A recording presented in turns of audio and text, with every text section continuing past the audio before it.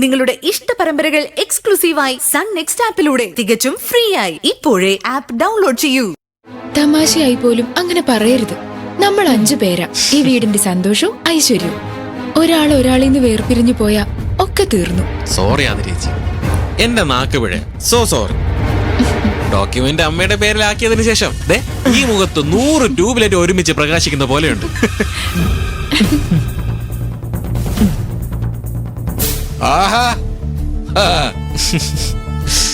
എല്ലാരും വലിയ സന്തോഷത്തിലാണല്ലോ. ആണല്ലോ.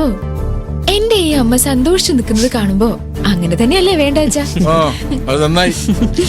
ഒരു ദിവസത്തേക്കെങ്കിലും അങ്ങനെ നിൽക്കട്ടെ. ഒരു ദിവസത്തേക്കെങ്കിലോ? ശിവേട്ടനെന്താ അങ്ങനെ പറഞ്ഞ? ഇങ്ങനെ സാഡിസ്റ്റ് ആവല്ലേ അച്ഛാ. എല്ലാവരിലും ഉള്ളതുപോലെ എന്റെ അമ്മയിലും ഉണ്ട് വലിയൊരു മനസ്സ്, നല്ലൊരു മനസ്സ്, എല്ലാവരെയും സ്നേഹിക്കുന്ന മനസ്സ്, എല്ലാവരെയും ആദരിക്കുന്ന മനസ്സ്. അത് നല്ലതാ. എന്തായാലും നാളെ തന്നെ ആധാരം ബാങ്കിൽ വെച്ച് ലോൺ എടുക്കാനുള്ള കാര്യം നോക്കണം. നാളെ തന്നെയോ? ശിവേട്ട, ഇതൊരു 2 ദിവസമെങ്കിലും എന്റെ കയ്യിൽ ഇരിക്കട്ടെ. ഇങ്ങനെയൊന്ന് ആദ്യമായിട്ടാ എന്റെ കയ്യിൽ കിട്ടുന്ന. അത് പറ്റില്ല പത്മിനി. ഇതിവിടെ വെറുതെ ഇരിക്കുന്നതിനേക്കാൾ നല്ലത് ബാങ്കിൽ ഭദ്രമായിരിക്കുന്നതല്ലേ. പെട്ടെന്ന് തന്നെ നമുക്ക് ലോൺ ശരിയാവും. ശരിയാ, ശിവേട്ടൻ ഇപ്പൊ പറഞ്ഞത് ശരിയാ. എന്നാലും ഒരു നല്ലൊരു ദിവസം നോക്കി ഇത് ബാങ്കിൽ കൊടുക്കുന്നതല്ലേ നല്ലത്. നമ്മുടെ ആരുടെയെങ്കിലും ജന്മനക്ഷത്രം നോക്കി പക്കവും തീയതി നോക്കി അങ്ങനെയല്ലേ ഒരു നല്ല കാര്യം ചെയ്യുമ്പോ വേണ്ടത്. അല്ലേ മോളെ? നോക്കി പത്മിനി, നോക്കി.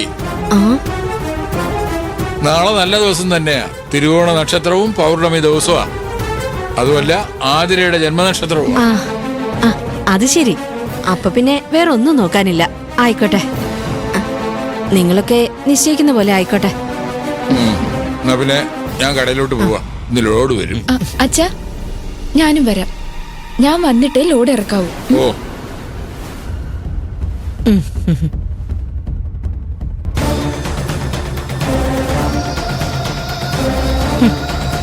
തിരുവോണം നക്ഷത്രം, പൗർണമി നാൾ, പിന്നെ കുറെ നടക്കും.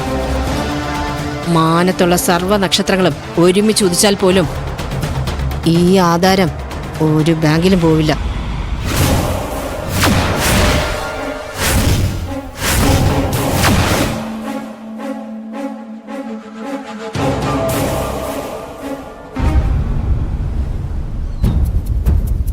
അതൊരു നല്ല ചോദ്യമായിരിക്കും.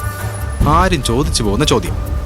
ഈ ഭൂമി മലയാളത്തില് ഒരൊറ്റ ഒരുത്തനും കല്യാണം എന്നത് ഒരു വലിയ പ്രശ്നമൊന്നുമല്ല. നിനക്ക് മാത്രം എന്താ ഇങ്ങനെയെന്നാ? ഞാനൊരു ചോദ്യം ചോദിക്കുന്ന ഉത്തരം കിട്ടാനാണ് ബ്രോ.